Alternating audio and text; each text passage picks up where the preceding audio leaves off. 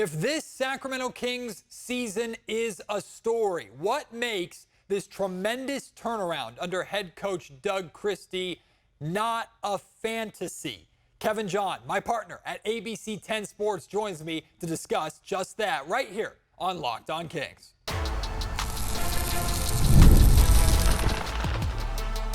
You are Locked On Kings, your daily Sacramento Kings podcast, part of the Locked On Podcast Network, your team every day.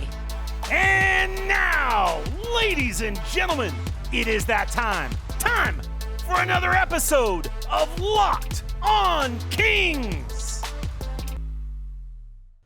Hello and welcome into Locked On Kings, your podcast hub for Sacramento Kings coverage all season long. Today's episode is brought to you by FanDuel. From the first whistle to the final drive, FanDuel makes the NFL playoffs even more exciting. Right now, new customers can bet $5 and get $300 in bonus bets if you win that first bet. Visit FanDuel.com to get started. My name is Matt George. I have the privilege of being your host here. I'm a Sacramento sports anchor and reporter for ABC 10 News, where my partner and my guest on today's podcast, Kevin John, he and I work shoulder to shoulder, hand in hand to cover Sacramento sports, from the Kings to high school sports to A's baseball coming here to Sacramento, everything in between. Sacramento Republic FC.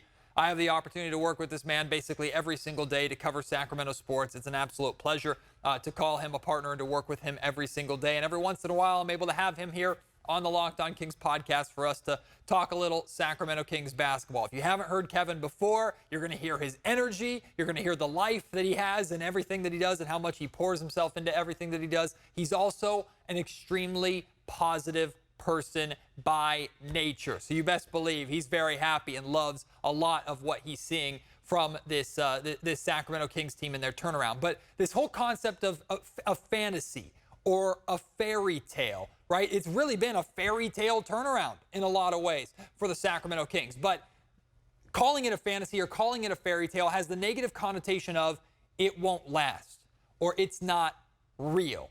And there are certainly elements of how the start of this season went and the first 30 or so games of this season, that context doesn't just disappear overnight, right? It doesn't just go away. So there's elements of thinking back to that and having a concern or a fear that maybe these good times won't last, that they didn't just all magically disappear and magically become great. But there's also a lot that we've learned over the last 10 games in the Doug Christie era that we can take and believe that this team is real, this team has turned a corner, and how this team is playing and the confidence that this team is playing with, the success they're having, it will last because of X, Y, and Z over the last 10 games.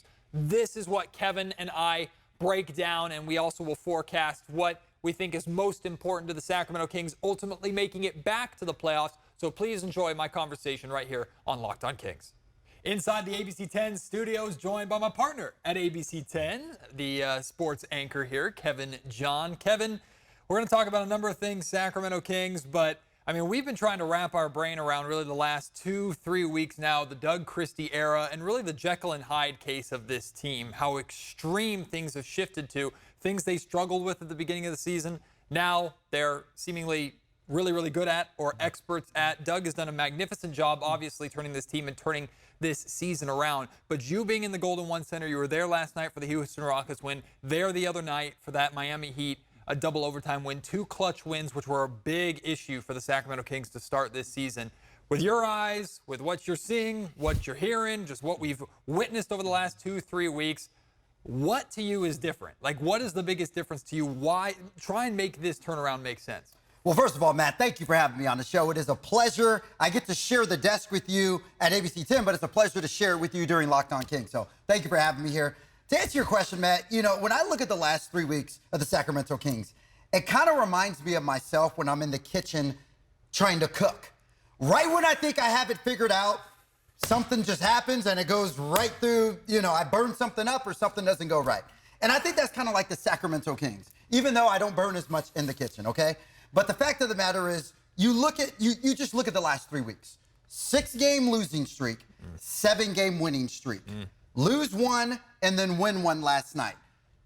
Mike Brown is there for the first 5 games of that losing streak. Then Doug Christie replaces him after that. He loses his first game, then wins 7, loses 1, and then wins another one last night. So when you look, I believe he's, 8-2, if I'm not in his Doug Christie as an interim head coach? Correct. So that's the thing. Right when you think you have this team figured out, you're like, okay, they went and either burnt something or figured something out. And it's really been, from a media perspective, Matt, this is going to sound weird, but it's kind of been enjoyable to watch. Absolutely. Because if you have a team that's constantly, I don't know, doing one thing, whether if it's just constantly winning, well, I guess if you're winning, that never gets boring, but, I think there's so many layers to the Sacramento Kings team. And you saw certain layers when Mike Brown was there. When Mike Brown left and Doug Christie comes in, then you see other layers of this team that are being peeled back as far as rotations, as far as their ability to close games. Not to get off subject, but earlier we talked a lot about, just throughout the season, on the Kings' inability to close late or in clutch moments earlier in the season. Right. Yesterday, it's funny. I'm sitting there watching the game in Golden One Center. They go up by 16 in the third quarter. Houston slowly claws back at that, and I'm like, okay, am I now looking at the Sacramento Kings from, week 3 of the season or week 4, where the Houston Rockets are going to come back and then win it? But, the interesting thing is, and you could probably speak to this as well, when we were in there last night and Houston started making their run and slowly coming back in it, I don't think anyone really panicked per se. No. I don't think the fans panicked. I agree with you. I don't think the Kings panicked. Doug Christie definitely didn't panic. I agree. And I think that's the big difference with this current team now, is that they don't panic when they're down and maybe squandering a lead. Like, they know who they are, Matt. I feel like this team, you asked, your question was, what is the difference? I think the main difference is this team has an identity now. And I think that was clear last night.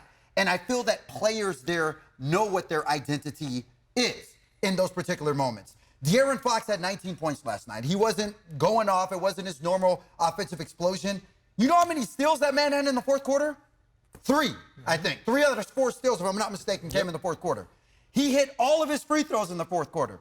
So even though he wasn't necessarily lighting up the scoreboard, his ability to have an impact on the game, still on both sides of the ball, just speaks to more of what Doug is asking from him and some of the other players. And you don't see a lot of confusion out there anymore. You see players who know their roles, get into their roles. And so I think the main difference, Matt, that I would have to say is I think the identity has been found. I'm not sitting here saying they know their complete identity, but I feel they're that much closer to knowing their identity. Yeah, there's no question that Doug Christie did a really good job, I think, refocusing this team on what they do well. Whereas Mike Brown was so emphatic about improving the areas of this team that weren't necessarily great. And the reality is there's good on both sides to that, right? You want to improve in the areas. You don't just want to accept that you're bad in certain areas. But if you're focused so much on the bad to where you don't appreciate the good or foster the good, then you lose that as well, which I think we saw over the last year and some change with this team under Mike Brown. So Doug absolutely has done a great job with that. But Kev, you and I are storytellers, right? We're reporters. We like stories, and we go and I like to look at sports through the lens of a story. And the Sacramento Kings as a team are the character. And when you have a character go through such an abrupt and dramatic shift from one side of the coin to the other side of the coin, from one extreme to the other, like it feels like we're going through, that typically falls into the fictional or the category of a fairy tale or of a fictional story. And I don't say that to be pessimistic. I more say that to try and make sense of it, because it's not like who the Sacramento Kings were before Doug Christie no longer exists, right? There's still those elements of this team that they have to be cautious about. So I'm going to ask you, because you're a positive person, I'll ask you of the positive side of this a little bit later on. But talking about the side of things first, let's get the bad out of the way. When you look at the team and how they're performing right now and think back to what they were, what gives you the most pause or the most doubt at what you're seeing and believing that for the final 40 or some odd games of this season, this is who the Sacramento Kings are? I think there's a couple of things that you can look at when it comes to that. I think for the first part, and I'm going to try to be positive, Matt, since you prefaced it by saying I'm Mr. Positive. This is the doubt. Say the doubt, and we'll get to the positives, because there's plenty of positives. But this is the doubt. What is about this team right now that or from what they were that has you doubting in the longevity of this success? You know, one of the things I want to talk about, and I'm not going to put this all on Doug Christie, because this is still something that was present, or shall I say lacking, during the Mike Brown era.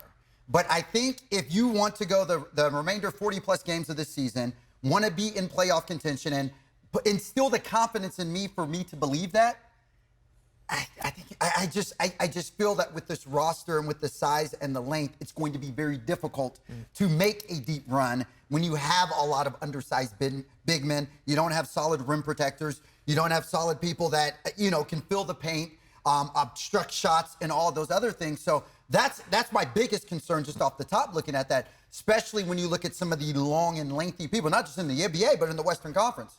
When you're going up against, you know, the Minnesotas of the world and whatnot, you know, you need the size and length. Denver. We can go through the gamut of the Western Conference, but that's my biggest concern why I don't think that this team is necessarily equipped to make a deep run in the postseason. Another thing too, and you know, and this is just me as an outsider looking in. Sure. I know that Mike Brown was a quote-unquote player's coach in the sense of that he was very much relatable to his parents, to his players.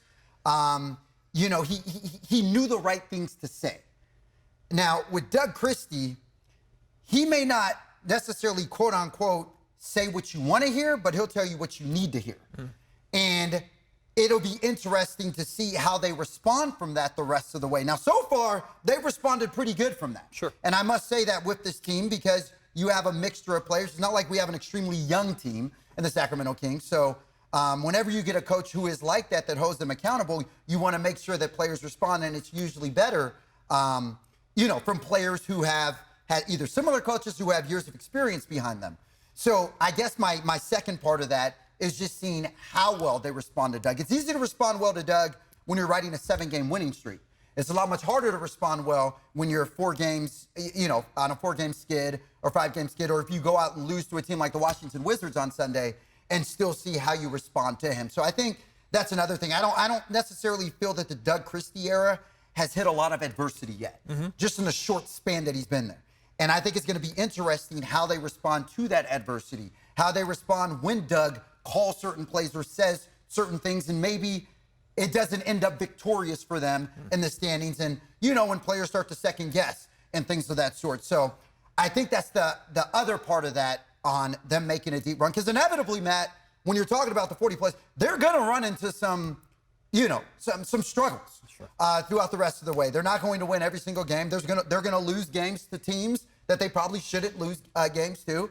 And they may have some demoralizing losses from now until the end of the season. So just how well you respond to that, because so far, you know, the small sample size we got at Doug Christie, there hasn't been a lot of adversity that this team has had to go through in that. So just how they respond to that. Today's episode of the Locked On Kings podcast is brought to you by Robinhood and Robinhood Gold. With Robinhood Gold, you can now enjoy the VIP treatment, receiving a 3% IRA match on retirement contributions. The privileges of the very privileged are no longer exclusive. With Robinhood Gold, your annual IRA contributions are boosted by 3%.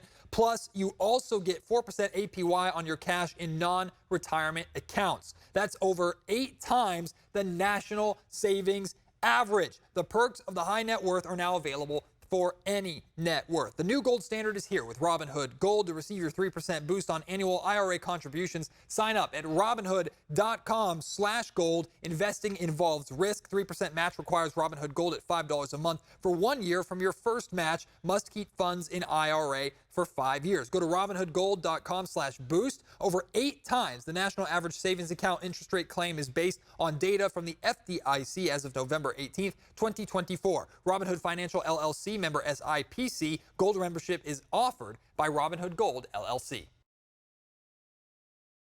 And now to the positive side of things, which it's a lot easier based off how this team is playing. Of course, we bring up the negative first, and I mean, I could go into a lot more detail, too, about what you said, because I share the same doubt with you about the roster construction issue of this team, which is a problem Mike Brown faced and now Doug Christie is facing, because the roster is the same. But we don't need to go through that rabbit hole or down in the rabbit hole more than I already have on this podcast. But now to the positive sides, right? Again, it's still an extreme shift like this speaks to being more temporary than long-term. So what are you seeing from the positives from this Kings team over the last 10 games in this Doug Christie era that makes you confident or positive or believe that, no, this is who the Sacramento Kings are now, this is who they're going to remain throughout the season? Doesn't mean they're not going to hit adversity and go through things at times, but this team is far better equipped, and who they are now is far more true to themselves than who they used to be as early as 3 weeks ago. Well, Matt, I'll say this. It looks like they're having fun out there. Yeah. I think that's really the telltale of any team that's experiencing a high level of success. How much fun they have when they're playing out there. How much fun they look with one another and practice and shoot around when we go there. Afterward, just seeing how well that they, and I mean, you're in there at Golden One Center as myself, and just the way that they seem, it just seems like they're a little bit more higher on life. And the fact that they've been, now a lot of that has to do with the recent amount of success that they've had, of course. Mm-hmm. But they're having fun, and it looks like they're having fun. It's interesting. I want to bring up a moment from yesterday's game, and which was actually a bad moment, but it turned around quickly. So this was in the fourth quarter. Malik Monk was wide open for a three-point shot. Mm-hmm. DeMar had the ball at the top of the key. Malik was, near the corner. He was wide open. I think the nearest defender was maybe, 10 feet away from him, and he was screaming, yelling for the ball. Up and down. He was literally like, an air traffic airport. He had a little shuffle going, too. He was a little shuffling, too. It actually looked like the MC Hammer dance right there. No. But he was, he was waving it, and you could see the disgust in his face when he didn't get the ball. Right. He literally had, I don't want to call it a fit because that's misconstrued, but he was a bit upset that he did not get the ball. DeMar DeRozan, on that same play, goes into an ISO, obviously hits the bucket. And it's funny because you see Malik immediately come to him right after that. And I don't know what he said to him because I can't hear from up there. But immediately after he hit the bucket, after Malik was complaining, you see him come to DeMar. They say a little something, something. He claps, but it wasn't like he was chewing him out or anything. Sure. But he said a little something, something. And it was just like, I look at that moment and I just say, you know what? That right there, I think, is while Malik was upset that he was open and didn't get the ball, when he saw what DeMar was doing and obviously entrusting in your fellow players, and I think that was a moment right there where Malik was like, you know what, I do trust you. I get it. I was wide open for the bucket, right? But you were doing, obviously DeMar had 16 in the fourth quarter, so he was in his zone. And I think just that specific moment right there, you look at that and you say, okay, so these are guys that are learning to trust one another. I get it. He could have made it about him. And we've seen sometimes that Malik and Mike Brown have exchanged words on the court before and whatnot. Because Malik is just a passionate person. That's just who he is. But the reason I bring that up is because when you see that kind of thing transpire on the court, and then you see the way that they dealt with it right after that, and then obviously they continue to win the game, I'm sure they laughed about it probably in the locker room afterward. I don't know that for a fact, but I'm just assuming that. Right. But yeah, I just, which goes back to myself just saying they're having fun with one another, and you see that. Another thing, and I mentioned this earlier, but I remember Doug Christie, this was about a week or 2 weeks ago. It was after, I can't remember if it was after the Boston game, because I was earlier this week. But anyway, or it could have been right before that or at shoot around, but I remember Doug Christie said something like, I'm asking my players to be more vocal. I'm asking them to, and maybe the players don't want to hear that, but I think that's something they need to hear because I know accountability was something that under the Mike Brown era, some of the players struggled a little bit with. And I think by Doug giving his players the liberty to be vocal with other players, whether that's through leadership, whether that's through accountability, whether that's through directing them to do certain things, I think that's what you need because that gets, first of all, that gets players who are in those leadership roles to exercise those leadership roles and become the vocal leaders that he wants you to be. But also the players underneath who are learning from them, that gives you an opportunity to say, okay, I hear what De'Aaron is telling me on the floor. I'm going to respond in this way the next time up. So I think by just him in trusting his players to hold other players accountable is something that's working as well because it's responded well on the court. Yeah, to me, the biggest positive that I have, or the biggest thing that gives me confidence in this success continuing, not that they're going to win every game for the remainder of the season and go on another massive win streak, but just the success carrying into hopefully getting back to the playoffs and then winning a playoff series and building upon that, is the comfort that comes with time.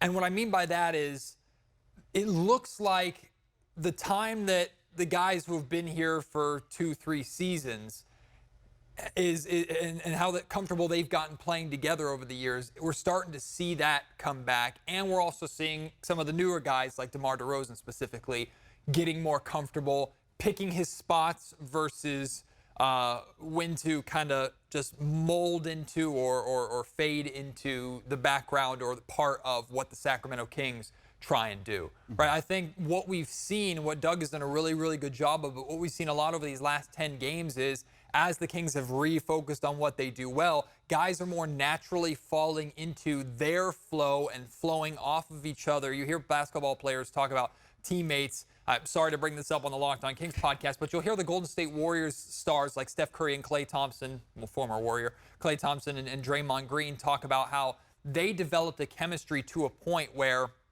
they didn't have to communicate with each other about what they wanted to do or speak to each other. They just knew, right? And I think we've seen that develop between Fox and Sabonis. We've definitely seen that develop between Monk and Sabonis. Monk and Sabonis is a two-man game. I'm not saying they don't communicate, but those two read and react and play off of each other. De'Aaron Fox reads and reacts off of his teammates, and DeMar's getting that with more time. So now that this team is refocused on what they do well and found their identity and found their zone and found their flow, I think as time progresses, the season goes on, and the Kings use the second half of the season to get more comfortable playing together as they're also trying to build for the playoffs. I think that time is on Sacramento's side, which is a nice thing because 3 weeks ago, it felt like time was not on the Kings' side. And even though there were 50 games remaining at that time, Sacramento was falling into such a deep hole that they weren't going to be able to climb out of it. So time is on the Kings' side. I am positive about the fact that, or the belief that with that time, this team will be more comfortable playing together. Yeah, absolutely. And that's the thing. I mean, if you think of anything that's team-oriented, whether, a professional sports team, whether a news team, whether, any kind of team in any kind of industry, time is important to everything. That's why you always hear in sports, this is so cliche, but you hear these three words so often in sports. Trust the process. Yep. You hear that inevitably all the time, and I think that's basically saying trust the time. We're going to put in the time. We're going to see the results. Now, there's certain teams that say trust the process, and the process has been going on the last 15-plus years. We ain't seen anything. Philadelphia 76ers. So, it comes to a point where it's like, all right, the process is already done, all right? We're ready for the results now. Right. And I think with this particular Kings team, and like you said, with this time, I feel now, the unfortunate thing is when you make a mid-season coaching change, that's always a bit challenging because you're basically, and I get, it's not like they're just completely doing a new coaching change. Doug Christie has been there the last, 3+ years? Right. He's been under Mike Brown's staff, so it's not like they're completely going in another direction. Yeah, and all the assistants are still there too. So. Exactly. Dre, Luke, all of so yes, it's not like it's something, but it's still a new head coach and a new head coach philosophy. So it's always tricky doing that midseason. I think if you look back on history, off the top, or at least in the last 25 years, there's only one team who's made a mid-coaching change mid-season and went on to win a championship, and that was the 2016 Cleveland Cavaliers. Ty Lue. When Ty Lue, took over for David Blatt, I believe, who was fired midway through the season. So it's rare. Now, and I'm not sitting here saying I'm expecting the Kings to win it, Larry O'Brien trophy at the end of this year. Right, but it's not impossible. It's improbable, but not impossible. I'll say it's improbable. It's very improbable. Yeah, it's quite improbable, but basically, the reason I'm saying that is it's very, very different. And also, going back to that thing, Cleveland was still, I think, number one in the East when Black got fired. So it wasn't like this was a team that was like 13th or 12th. Sure. And then so I'm saying this to say there's not a lot of teams that immediately will have an extreme amount of success midway through a season. It could get better. We saw, I think it was Doc Rivers who took over the Bucks midseason last year, if I'm not mistaken. But it's always tricky with that. So back to your whole time thing. and trust in the process. I believe that time is, like you said, on their side. Good news, there's still 40+ more games left. Right now, they're what, 21 and 20? We're right at the midway mark. Yeah, that's right, 41. You're right. So we're literally halfway through. So yeah, there's a lot of time left for them to get it to get into that. You just hope, Matt, it goes back to the identity thing that I said earlier. You hope that they're so confident in their identity that they no longer freak out when they're on the court and they don't get, because they know what's going to happen. Like you said, the pick and roll game between Monk and Sabonis, they are in there. They could probably blindfold themselves and go out there and know exactly where, and when I say themselves, Monk and Sabonis, know exactly where they're going to be throughout that. So you just hope that they continue to strengthen that identity. You hope that players continue to find their confidence as well, because that was another thing earlier with the Mike Brown era. You had some players like Kevin Huerter and or even Keon early on who was getting DMPs, and you're just like, you know, what is that doing to their morale? What is that doing to their confidence? So you hope with the identities coming back that players do know their confidence, understand their responsibilities, and like The Rock used to say, know your role and something. But anyway, The Rock used to say, like, know your role and do it or whatever. I haven't watched a lot of WWE, but go ahead. Today's episode of the Locked On Kings podcast is also brought to you by Skims. Now, I'm talking about something that we carry with ourselves, that we have with us every single day. It is essential to our daily life. I'm talking about our underwear, people. You can't go through life without your underwear. If you choose to, I'm a little concerned about you. Skims now makes men's underwear. And when I found out Skims was making underwear for men, I was intrigued, right? I've heard so much about their quality from friends and family members. I decided to give it a try. And let me tell you, all the hype was 100% accurate. I've had issues with finding the right underwear. Typically, you have to pick between like comfort or fit, or they work well for an active lifestyle, or these are more kind of leisurely, and you have to change based off of what kind of activity you're doing or what your day brings. Not with Skims, right? You get all of the above. Skims changed it all. Their men's line offers something for everyone. You can get your boxer briefs or your classic briefs, all designed with the perfect balance of comfort and style. For me, the Stretch 5 boxer briefs are the ones I'm actually wearing right now. I'd show you, but I don't want to get demonetized and get in trouble. These boxer briefs are perfect because they're comfortable enough for me to work my desk job in, but being active, being on the go, being out shooting sports or at a Kings game or whatever, I need something that kind of moves with me, right? Or going to the gym or chasing my toddler around the house, right? These are perfect. Go and get these or their cotton briefs or whatever you are looking for. Give them all a try at skims.com/LockedOnNBA and Skims stores. Let them know that we sent you. After you place your order, select podcast in the survey and select our show, Locked On Kings or Locked On NBA, in the drop-down menu. And like I said at the top of the show, today's episode of Locked On Kings is brought to you by FanDuel. From the first whistle to the final drive, FanDuel makes the NFL playoffs even more exciting. Right now, new customers can bet $5 and get $300 in bonus bets if you win your first bet. That's $300 to keep the action going. The FanDuel app is easy to navigate, and the variety of bets keeps every single game exciting, especially if you're like me, a Las Vegas Raiders fan, a sad Raiders fan who watches the playoffs every year knowing my team is not going to be in it. These just make these games a little more exciting. Plus, when you win, you get paid instantly. No waiting around for your winnings, whether you're betting on your favorite team or looking just to add some extra excitement to every playoff game. FanDuel has you covered. Just visit FanDuel.com to join today and get started with $300 in bonus bets. That's FanDuel.com. Make this playoff season even more unforgettable with FanDuel, an official sportsbook partner of the NFL. All right, let's talk about, we know they can get the job done. Let's talk about how they get the job done, right? And I'm going to throw 3 different numbers or scenarios at you, and you tell me which one of these 3, all 3 very possible scenarios, but which one of these 3 do you feel like makes the most positive impact in the Kings making a playoff run, making it to the playoffs? Once we get into the playoffs, that's a different thing. You got to get there first, right? The Kings have struggled just to get back there. So out of these 3 numbers or these 3 scenarios, which one, and feel free to answer this too, listeners, which one you feel, which one do you think impacts or gives the Sacramento Kings the best chance to make the playoffs? The idea is, ideally, you'd get all 3 of these things, but which one do we think is the most important? Number 1, Keegan Murray. He was in the low or the mid, like 28, 27, 29% from three-point range for a while. he's slowly and surely creeped his way up to like 32, 33%. If Keegan Murray, and it's possible, can shoot himself back into the 36, 37% range, that's number one. Number two is Domantas Sabonis averaging a block a game for the remainder of this season. I bring that up specifically because Sabonis has been blocking a lot more shots recently. This month so far, the start of this year, I think he had 7 blocks over the span of 7 games. So he's doing a better job with that. And finally, Keon Ellis simply playing 25 minutes a night. Out of those 3 things, Keegan shooting 36, 37, 38%, getting into the high 30s from three-point percentage, Keon Ellis playing 25 minutes a night, Domantas Sabonis averaging a block a game and providing some of that rim protection the Kings have lacked from the center position. Which of those 3 things do you think this most directly, in my opinion, will influence the Kings getting back to the playoffs?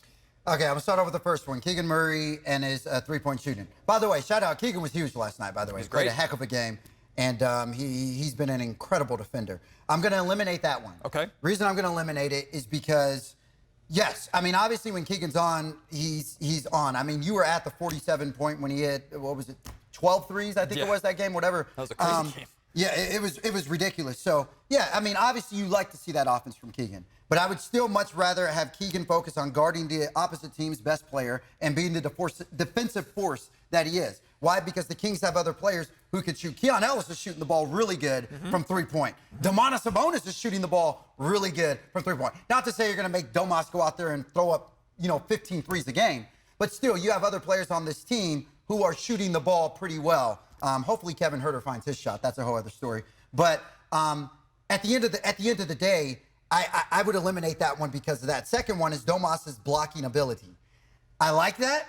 I really do like it because I do feel with the Kings, and I addressed this earlier, with them missing a solid rim protector, I do think that is essential, someone to disrupt opposing teams driving to the key.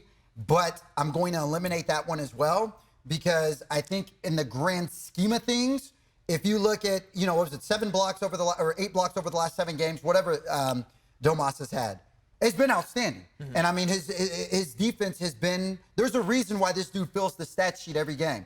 Domas doesn't take plays off. He plays hard every quarter that he's out there and, on both sides of the court. So I definitely appreciate him from that. But I don't think his shot blocking ability will make that much of a difference down the stretch because of your third and final thing, which is Keon Ellis, 25 minutes a night.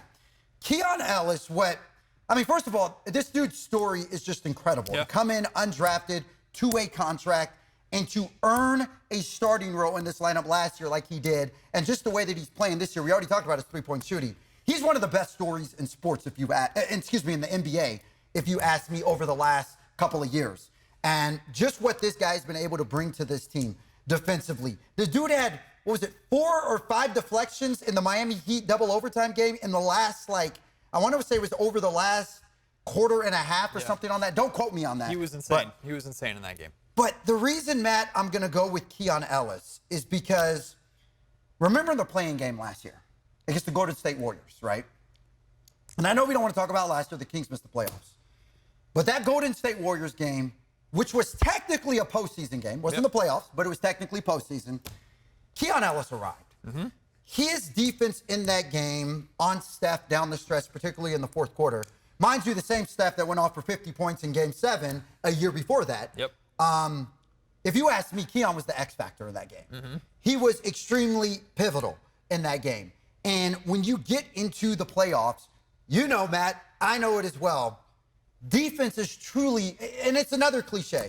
Offense wins games, defense wins championships, whatever it is. But I think that's truly the deal in the NBA. During the regular season, you'll see teams put up 130, 140, what have you. Sure. But once you get into the NBA Finals, remember, how many games in the NBA Finals were at 130, 120, or any of that stuff? Pretty rare. Yeah, it's pretty rare. Why? Because teams are playing defense.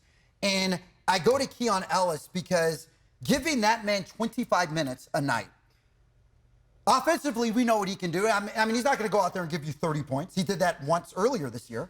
But he could shoot the 3 ball very, very well. He can even create space for himself sometimes.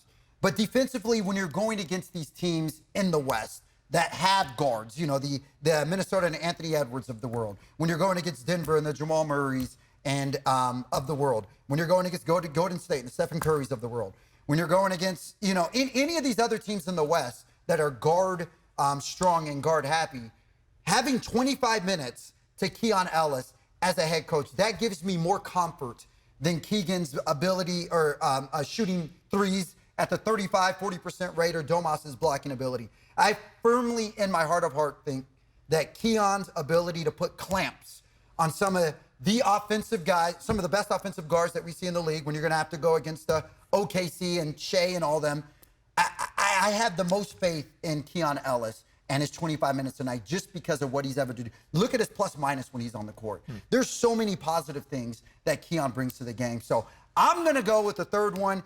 If I'm the head coach, that's the one that's most important to me versus the other two. Well, we'll wrap up with this. It's a simple question, but it's lacking a ton of context that we're going to get over the next handful of months. But you're, as of right now, way early. We're in January, middle of this season.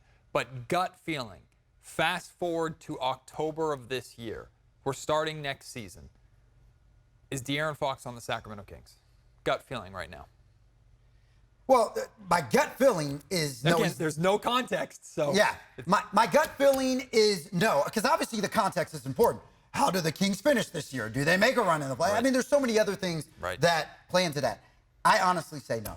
Okay. And it sucks to say that, but I don't really see, especially with Rich Paul as his agent, and I know he's trying to get, he's trying to grow DeRozan's brand. Did I say DeRozan? De'Aaron's brand. Sure. And whatnot, and I just don't think Rich Paul envisions De'Aaron being in Sacramento to grow his brand and get him to where he's. So that fits the follow-up that I was going to ask you. Is it no because De'Aaron and his team want out, or is it no because the Sacramento Kings think it's time to move on and we think we can maximize value and build something else around Domas and Monk? It's no because Fox is ready to move on. It's a combination of those. It's a combination of those things. I think ultimately for Fox, he wants to play for a championship caliber. He's entering his, I can't even say he's entering his prime. I almost feel like he's in his prime right now. So this is someone who's in his prime, who is on the verge of being a superstar in the NBA, if not already in that, lower first tier of being a superstar. De'Aaron Fox knows that his best years are here right now.